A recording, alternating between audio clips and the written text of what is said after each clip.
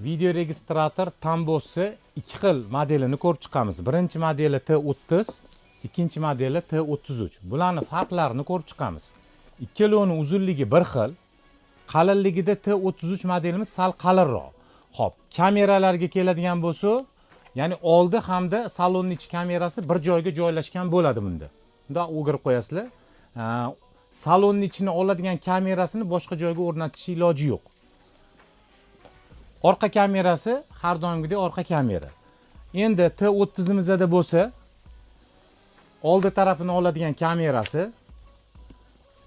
salonni kamerasi hamda orqa kamera.